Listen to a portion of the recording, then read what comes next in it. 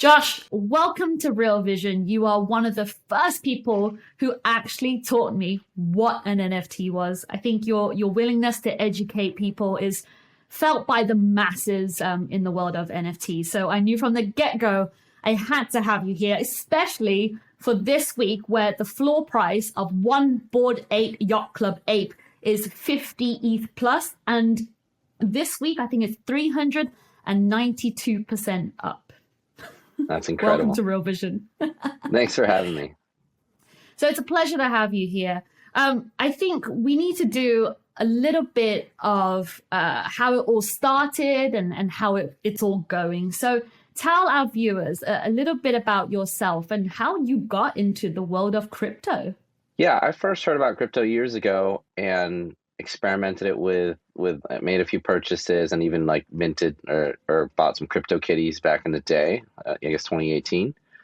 But I really came back in full force last year and this year with NBA Top Shot, Zed Run, and then now Bored Apes. So it's been a wild ride.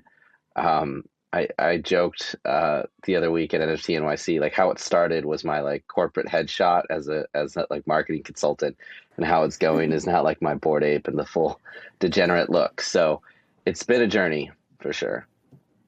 I love it. So just to dig a little bit deeper into this, you are one of the early investors of the Bored Ape Yacht Club, and it is what an incredible collection it is now today. It's one of the most valuable collections of all time. So tell everyone, how did that journey start?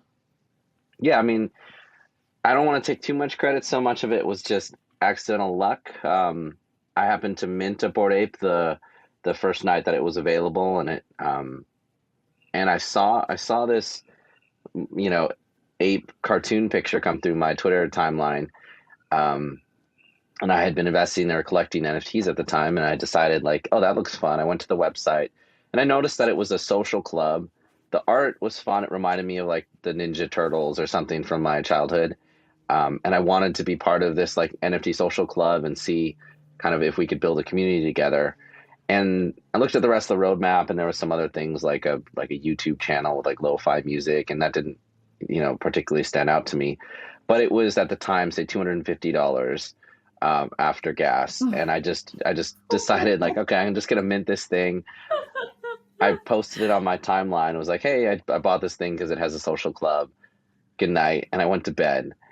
And while I was asleep, this is now like the history of it. Like, who was it? It was like Blau and Prank C and a bunch of others minted like hundreds of apes. And then that started this frenzy, and everybody came and they just minted out the rest of the collection. And so I woke up and it was sold out. And I was just like, what happened? And it was at probably like a 4x floor price at the time, which felt really good, to wake up to. And I had early access to Twitter Spaces. So I just started a Twitter Space with like, Bored Apes, where are you at? I changed my profile pic, and I was like, let's make it an ape weekend. And, Farouk and James and some others were doing the same thing on Clubhouse. And they were doing like, this like 4-day straight, just rolling Clubhouse. And I was doing that on Spaces that weekend. And it just really kicked off the community. Was a really special time to figure out like, what is this crazy club that we got into. People were drawing in the bathroom. There was like a token gated collaborative drawing thing where you could kind of graffiti with pixels. So yeah, I'd have to say like, 60-80% of that was just like luck, being in the right place, right time. But the other side of it is like, I had been looking into the type of community that CryptoPunks had built. I'd been hosting community spaces for NBA Top Shot and Zed Run. And so a lot of us joined the community together. And so there was a sense that like those of us who were exploring this crazy world, like... We'll go into community a little bit later, but your spaces that you talk about is mad, okay? Because it's one of the first Twitter spaces that I joined. And I remember so prominently in my head being part of one of those spaces that you hosted. And I looked at the ranks and lines of people that was in that space, and I was the only human being in that Twitter space. And I was like, I remember just messaging you, who was the host, and I was like, hello, how do I get my NFT? And that's just how this relationship has sort of started with you and I. So, okay, that sounds incredible so far as a journey. I mean, let's talk about just, God knows, just a couple of months, a couple of weeks, you can even say. A collection of apes is auctioned at Sotheby's, you know, celebrities from athletes to the Fallon to a song coming out by Timbaland to some of the coolest singers on the planet have the Bored Ape Yacht Club ape. And he took over the bloody Rolling Stones. That cover, that image was incredible. So what was that one moment when it hit you and you thought, shit, we're all going to make it? Yeah, that's such an interesting question. It must have been pretty early on. I think I would say, so what happened with Bored Apes is like they came out, they had a bunch of momentum, and then Larva Labs, the CryptoPunks makers, released Meebits, and they released Meebits as these like little 3D characters, and that took a lot of momentum out of Bored Apes. And so there was for a little while this rivalry between Bored Apes and Meebits. And I remember like Beeple made this painting where it was like this giant Meebit being attacked by apes. And that was, I think, a moment where like we started to see, okay, like Bored Apes are being recognized as a community, and they're being recognized as kind of fighters who are trying to build something special. So it was that. I also remember the disruptors in the space. And I remember the day that so this Top Shot whale, Ding-a-ling, so he owns a lot of the best Top Shots. He minted, I think hundreds of apes, and then also there was a day in the Discord where the floor price of Bored Apes was below 0.5 ETH. I think it was like 0.3, 0.4. And people were trolling Ding-a-ling saying like, sweep the floor, like buy up all the cheapest apes and let's get it to like 0.5.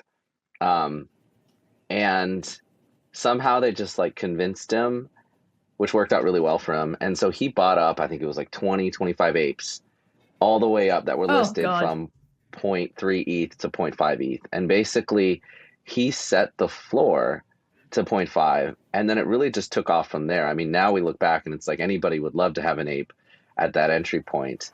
But there was some doubt at the time, right? Obviously there was enough doubt that people weren't buying the apes at that.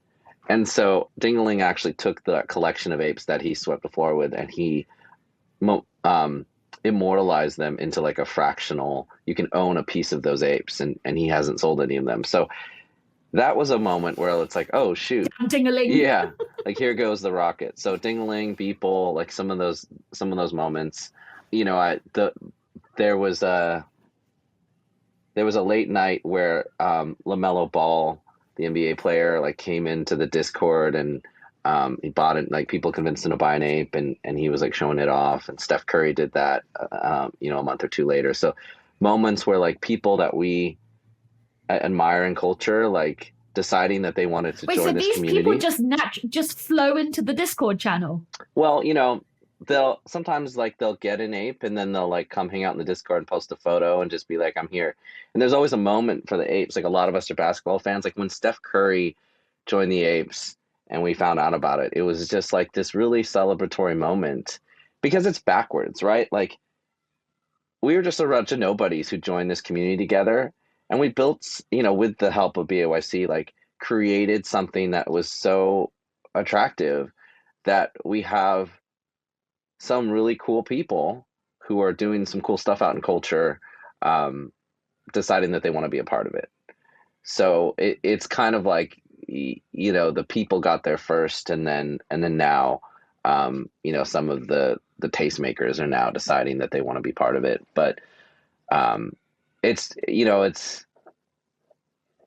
we try and, I try not to get too starstruck. Obviously, anyone nice is welcome in the club. celebrity or not. I love it. You're like the daddy ape that welcomes everyone on Twitter, and I recognize that. You're just like, hey, welcome to the club. I love that. So let me ask you this. So an average ape could be the price of a house at the moment. So for someone who just wants to get into NFTs, would absolutely find this so overwhelming, where should they start? Yeah, I mean, if we're talking specifically about avatar communities or profile pic NFTs, my recommendation is like it can be daunting to look at Bored Apes now and even Mutants and look at the price and feel like, oh, I can't, I can't attain that right now. My suggestion would be like find a community that speaks to you at a price that works for kind of what you're willing to invest or what you're willing to spend, and add your personhood into that community, because I think that's like every person that joins with like their intention is priceless. Because like you can't put a floor price on a community of people that are creating belonging together and growing and creating and building. So yeah, I guess my suggestion is like rather than focusing too much on having missed BAYC, join a community and make the next one. And that may feel daunting, but as like someone who played a role in the growth of the club, I watched it happen, and it was special and lucky, but also just people being the best in themselves together, and that creating some really cool value long term for what this could be. So hop in a Discord for a project that you're interested in, and just see if you like, we call them the vibes, see if you like the vibes of the chat, and find one that you can contribute to. Hey, if you like this clip, be sure to check out the full interview and more only on realvision.com/crypto. It's 100% free. Sign up now.